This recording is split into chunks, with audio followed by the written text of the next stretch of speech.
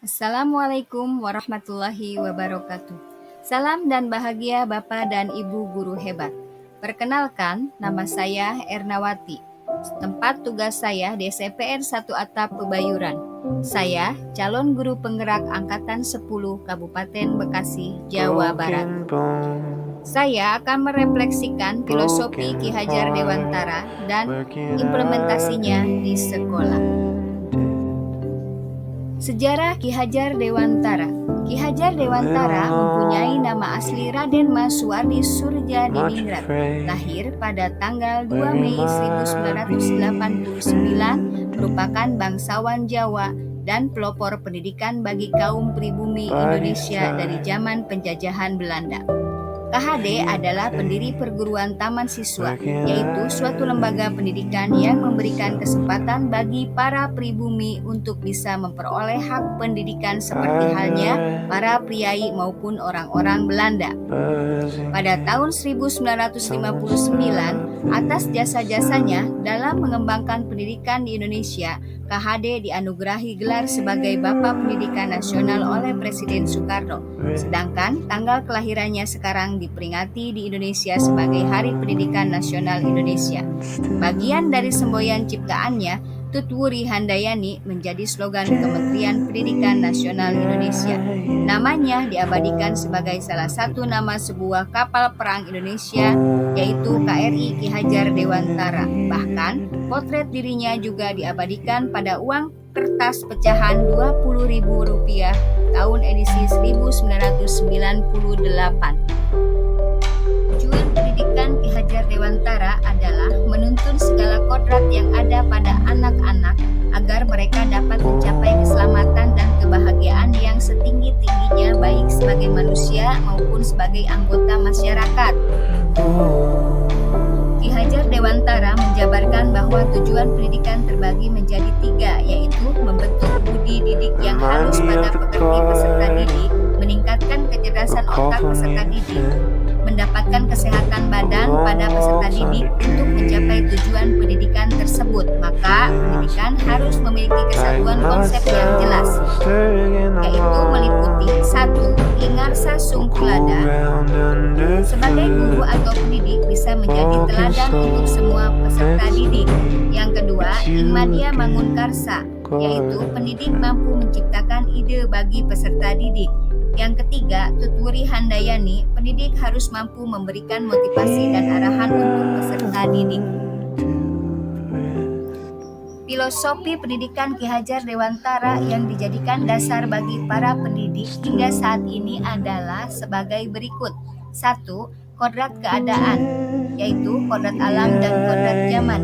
Yang kedua, asas trikon, yaitu kontinuitas, konvergensi, dan konsentris. Yang ketiga, budi pekerti. 4. Memberi tuntunan dan arahan. Kodrat alam dan kodrat zaman.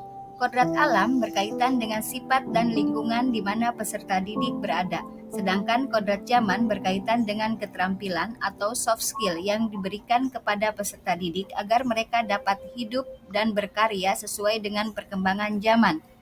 Kodrat alam yang dimaksud adalah kekuatan potensi atau keadaan diri yang secara alami melekat pada diri masing-masing peserta didik. Kodrat zaman adalah kekuatan, potensi, atau keadaan diri yang berubah sesuai dengan kondisi sosial, budaya masyarakat, atau perkembangan zaman. Kodrat alam dan kodrat zaman merupakan konsep Ki Hajar Dewantara dalam memisahkan antara identitas, perilaku, dan aspek-aspek individual yang alamiah dan di mana hal ini dapat diwariskan. Asas trikon. 1. Asas kontinuitas, artinya seorang pendidik harus menuntun peserta didik dengan melakukan perencanaan dan pengembangan yang berkesinambungan menyatu dengan alam masyarakat Indonesia untuk secara berkesinambungan mewariskan peradaban.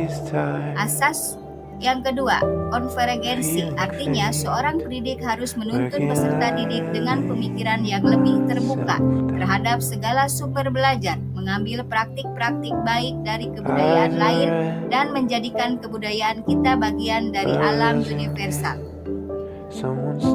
Asas yang ketiga, konsentris. Artinya seorang pendidik harus menuntun peserta didik dengan berdasarkan pada kepribadian, karakter, dan budaya kita sendiri sebagai pusat asasnya, yang diyakini mampu menghadapi arus perubahan kodrat zaman seperti abad ke-21. Budi pekerti. Pendidikan budi pekerti menurut KHD, budi pekerti atau watak atau karakter merupakan perpaduan antara gerak pikiran, perasaan, dan kehendak atau kemauan sehingga menimbulkan tenaga. Atau dengan kata lain, perpaduan antara cipta, kognitif, karsa, efektif sehingga menciptakan karya psikomotor. KHD juga menjelaskan bahwa lingkungan keluarga yang berisi orang tua merupakan tempat terbaik dan paling utama untuk melatih pendidikan sosial dan budi pekerti dan karakter baik bagi seorang anak. Sebelum anak masuk di jenjang pendidikan formal, jadi fungsi orang tua dan guru sangat penting dalam menunjang perkembangan pendidikan anak. Keduanya bisa saling kolektif kolegial, saling melengkapi dan mengisi. Orang tua bisa sebagai guru terbaik di rumah, begitupun guru bisa menjadi orang tua yang baik di sekolah, sehingga seorang anak ketika membuat sebuah keputusan menjadi keputusan yang bertanggung jawab dalam kemerdekaan dirinya dan kemerdekaan orang lain. Di samping itu, budi pekerti melatih anak untuk memiliki kesadaran diri yang utuh untuk menjadi dirinya, kemerdekaan diri, dan kemerdekaan orang lain. Memberi tuntunan dan arahan. Dalam proses menuntun, anak diberi kebebasan, namun pendidik sebagai pamong dalam memberi tuntunan dan arahan agar anak tidak kehilangan arah dan membahayakan dirinya. Seorang pamong dapat memberikan tuntunan agar anak dapat menemukan kemerdekaannya dalam belajar.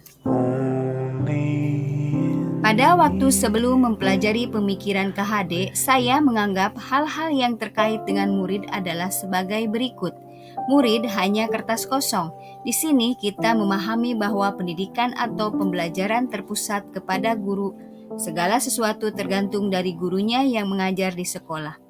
Mengukur kelebihan dan kesuksesan suatu proses pendidikan diukur dari nilai kognitif yang anak dapatkan tanpa melihat bagaimana cara mereka meraih nilai tersebut. Apakah melalui cara yang jujur, dengan belajar bersungguh-sungguh, atau dengan cara kurang baik, yaitu menyontek. Untuk menyadarkan anak berbuat salah, ketika anak melakukan suatu kesalahan, maka jalan terbaiknya adalah dengan memberikan hukuman atau punishment, sehingga anak tidak akan melakukan kesalahan yang sama di kemudian hari. Anak sebagai objek pendidikan dan menuntut murid sesuai dengan keinginan sekolah dan orang tua. Setelah saya mempelajari pemikiran KHD, baik bersumber dari modul maupun dari sumber lainnya, banyak pemikiran saya yang berubah dan secara langsung mempengaruhi karakter dan pribadi saya dalam mendidik murid.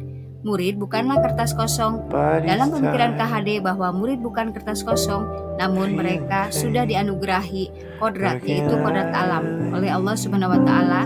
Kita sebagai pendidik hanya bertugas mendesain kodrat yang diberikan Sang Pencipta kepada murid untuk berjalan dengan arah yang tepat dan sesuai dengan perkembangan zamannya. Utamakan budi pekerti, menyadarkan anak yang berbuat salah dengan cara berkomunikasi dari hati ke hati, anak sebagai subjek pendidikan, dan menuntun murid sesuai dengan keinginannya. Terima kasih, semoga bermanfaat. Salam Guru Penggerak. Assalamualaikum warahmatullahi wabarakatuh.